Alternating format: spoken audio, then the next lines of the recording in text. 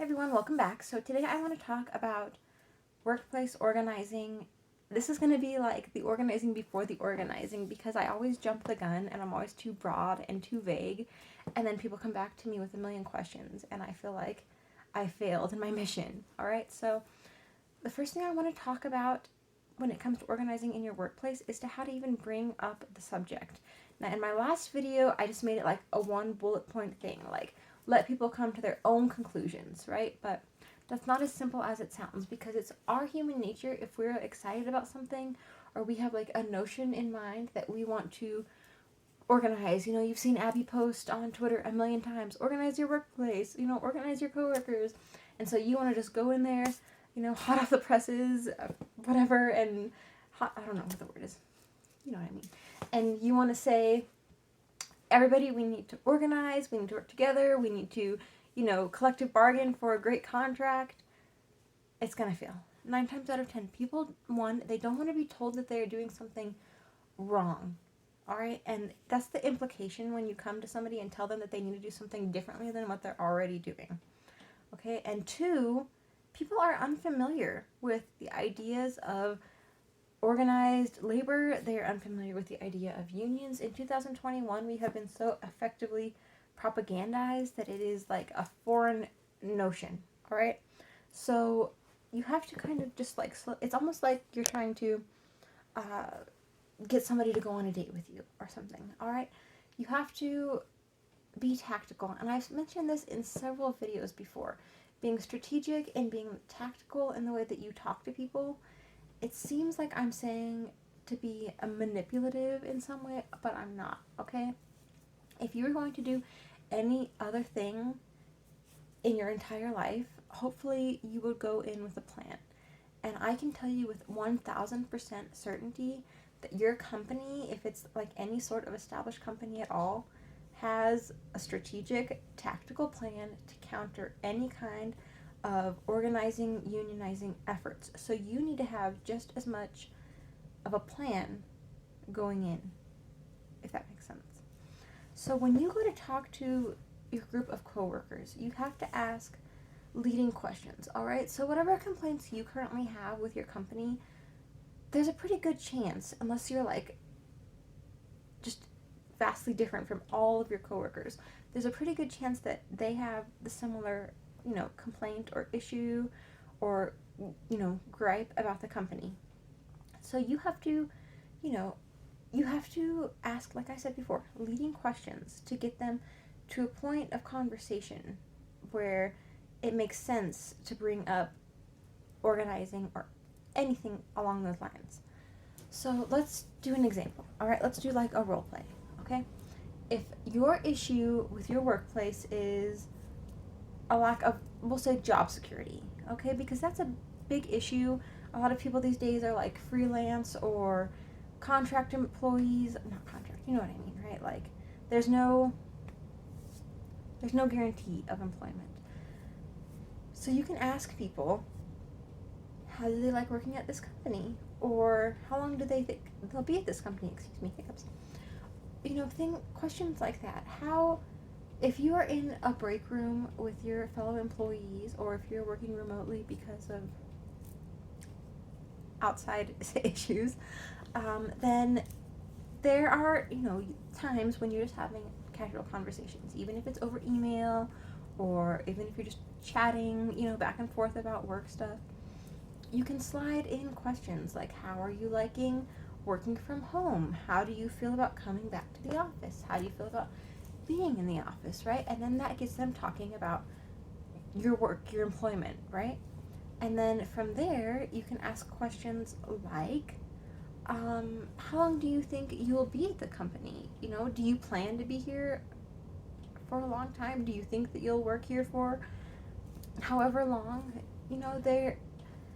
There are questions that you can make fit your conversation naturally, but in your mind, you're doing it for a reason, okay?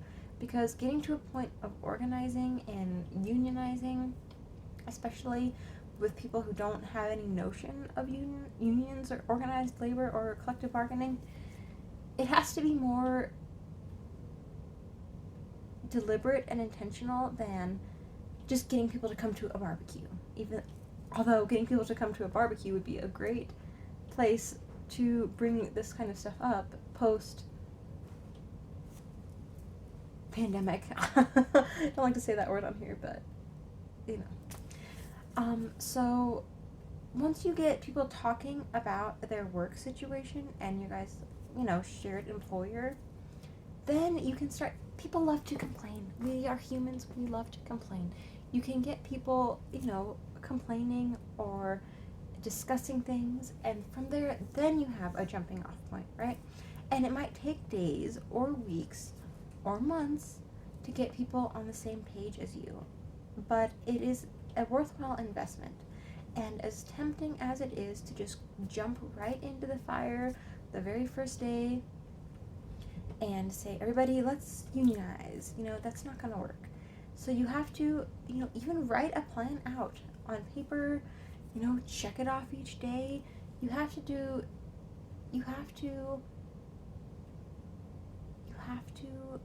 treat it like an assignment and not like a friendship thing or a thing that you're doing for fun.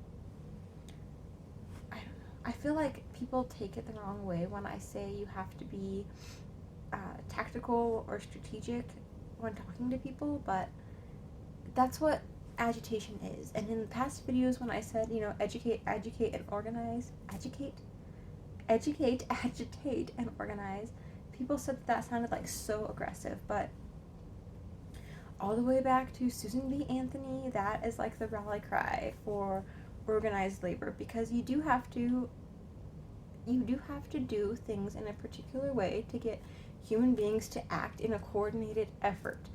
Is it human nature for us to all work together for a common goal? Sure. Is it human nature for us to all agree what that common goal should be right off the bat? No. If it was, we wouldn't have all the issues that humans face, right?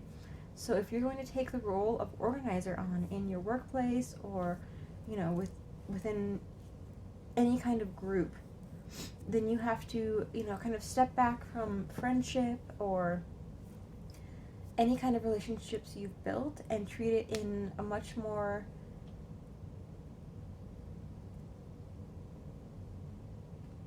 professional, is that the word? Manner. So, yeah, that is my advice for you today. And a lot of people, I'll do this a different video, never mind. Well, I was just going to say, a lot of people ask me questions about how do I get people who don't agree with me already to get on the same page. And it comes back to the same thing of you have to find that common ground, because everybody has like an issue, right? Everybody has some kind of something that they want that they don't get from employers in America in 2021. And as long as they can find that there's something in it for them, then they usually will be pretty quick to get on board. I feel like this is just not the best format for teaching this. Like, I need to be able to do feedback, and I'm going to try to figure out a platform or a way to do that, because so many of you would benefit from like a gigantic labor unions organizer training, and you can find some of those online, but a lot of them are more dated. Like the ones that they've posted on YouTube are like 20 years old.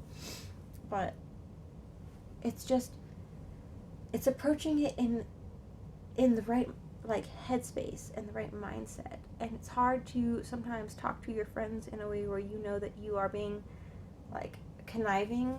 Conniving sounds so bad. What's the word?